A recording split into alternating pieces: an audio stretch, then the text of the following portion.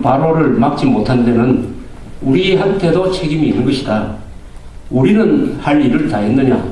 그래서 우리끼리 모인 자리에서는 저는 보수 세력이라고도 하고 우파라고 하고 애국 세력이라고 하고 자유민주 세력이라고 하는데 그 용칭은 뭐 어떻든 대한민국 헌법을 지키려고 하는 우리가 스스로 자정해야 된다. 우리 스스로를 깨끗하게 하는 노력, 그 노력만큼 우리가 강하게 나갈 수 있다.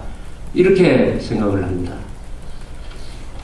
그런 점에서 이 연평해전이라는 영화가 만들어질 수 있게 된 데는 아마도 이 주최측의 많은 노력과 여기에 협조해 주신 분들의 노력이 있었을 것이라고 생각을 합니다.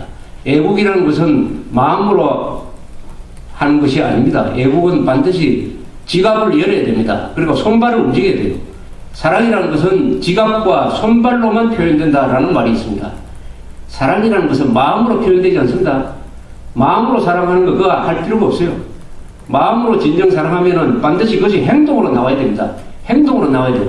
행동으로 나오지 않는 애국은 그건 하나만 합니다. 그런 애국은 누구나 할 수 있어요.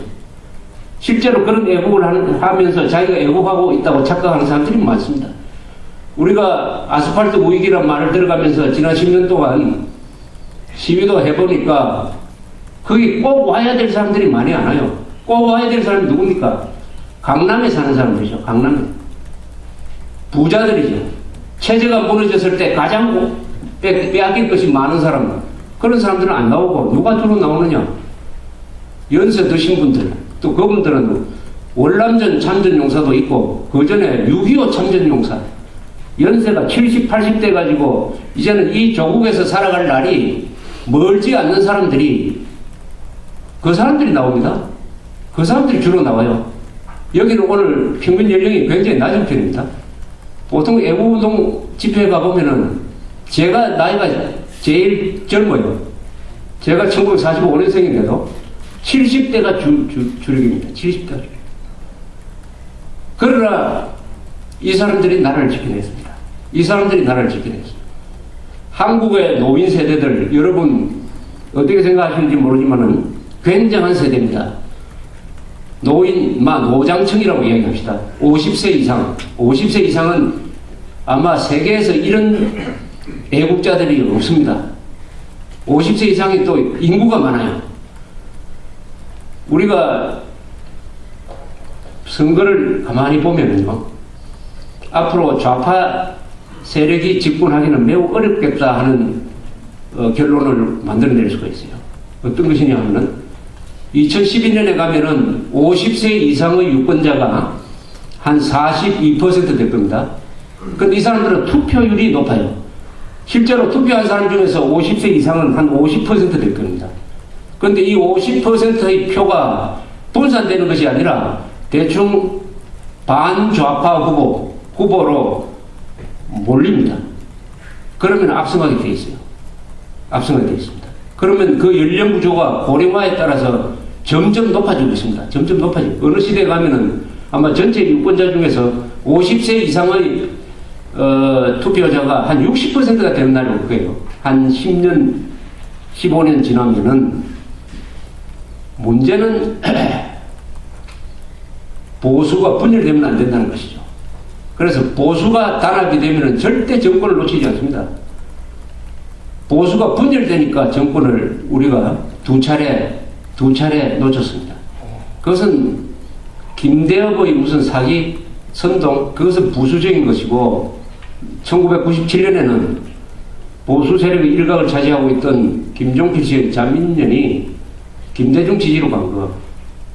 그리고 2002년에는 정몽준 씨가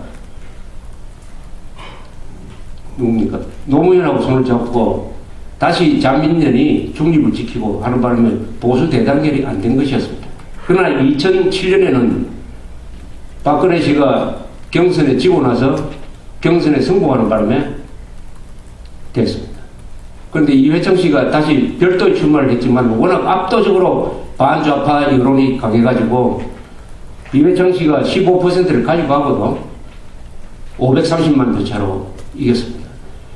문제는 보수 대동단결을 어떻게 만들어낼 것이냐 하는 것입니다. 보수의 대동단결은 정치인들이 하는 게 아닙니다.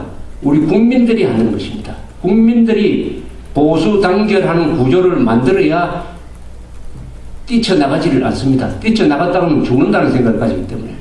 그러면은 일반 국민들은 어떻게 2012년 선거에서도 애국 세력이 분열되지 않도록 만들 것이냐 하는 데 대한 많은 고민이 있어야 될 것이라고 생각을 합니다. 거기에 대해서 한마디 말씀드린다면 저는 대동단결이란 말을 생각을 합니다. 대동단결. 같은 사람끼리는 모여야 됩니다. 같은 사람끼리 모여야 됩니다. 그런데 잘못하면 같은 사람들끼리 더 치열하게 싸우는 경우가 왕왕 있습니다. 그러면 같다는 것이 뭐냐? 대한민국에서 같다는 것은 뭐 성이 같다, 얼굴이 같다, 고향이 같다 이겁니까? 이게 아니죠. 이념이 같은 사람끼리 모이는 것이죠. 이념, 대한민국 이념은 뭐냐? 대한민국 헌법입니다. 헌법. 헌법에 동의하는 사람들끼리는 다 우리 편입니다. 다른 차이가 있어도 그것은 다 사소한 것입니다. 헌법에 동의한다는 것은 그럼 뭘 말하는 것이냐? 헌법에 동의한다는 게 뭐냐? 간단하게 말하면은 김정일 정권과 김정일 정권에 추종하는 남한의 친북 좌익 세력들을 대한민국의 적으로 본다. 공동체의 적으로 본다 하는데 동의하면은 그 사람들은 다 우리 편입니다. 그러니까 대한민국 편이냐 김정일 편이냐 이렇게 딱 나누면 되는 것입니다. 대한민국 편이냐 김정일 편이냐. 김정일 편이 아니라고 하면 다 우리 편인 것입니다. 이것을 기본으로 해야지 그러지 않고 막 사소한 걸 가지고 나누기 시작을 하면은 이게 점점 작아집니다. 김정일 편이냐 대한민국 편이냐 하면은 대충 여론조사를 하면은 김정일 편이라고 생각하는 사람이 한 10% 나올 겁니다. 확실하게 대한민국 편이라고 요지부동으로 생각하는 사람은 한 30%대예요. 나머지 중간에 50%, 60%가 있습니다. 그러나 이 50%, 60%도 기본적으로는 친김정일로 갈 수는 없는 사람들이죠. 이 사람들을 어떻게 잡아놓느냐 하는 것이 언론의 일이죠. 방송의 일이죠. 그리고 애국운동 세력의 일이고 바로 방송개혁 시민연대의 일이라고 생각합니다. 우리 헌법 복잡하지만은 3개 조항만 기억하면은 다 끝납니다. 헌법 제1조 대한민국은 민주공화국이다. 헌법 제3조 그 대한민국의 영토는 한반도와 그 부속도서로 한다. 따라서 북한도 민주공화국으로 만들어야 되는데 현실적으로 휴전선 이북을 북한 노동당 정권이 장악하고 있기 때문에 저것은 미수복 지역이다. 그러나 우리나라 영토다. 따라서 북한 주민들은 대한민국 국적이다.